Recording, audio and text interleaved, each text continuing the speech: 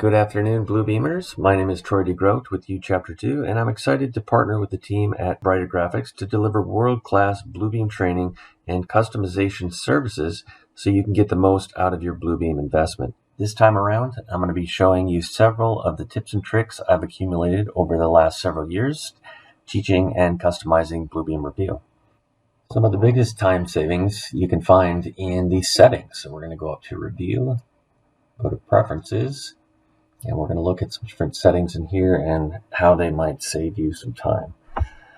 To start off, we're on the General tab under Options, the username. So I typically put my full first and last name in there. This is going to show up in stamps if you're using dynamic stamps, or it's also going to show up for the author of the different markups. So you want to make sure you have your username in there. If I go to spelling over here, a lot of times when you're naming tools, things like that, subjects and labels, you'll come up with a list, an autofill. If you come in here to, let's say, subject, you can see all the subjects that I've used for different tools when I build them.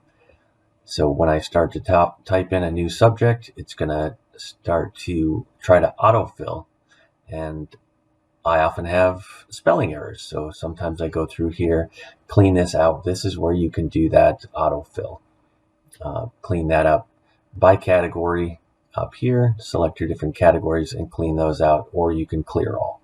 So that's where you can find that one. And that should bring us right up to the end.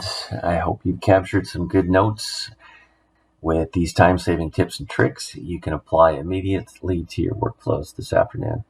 Reach out to Darren and his team at Brighter Graphics to learn more about additional licenses of Revu Extreme or the small investment of upgrading your existing seats.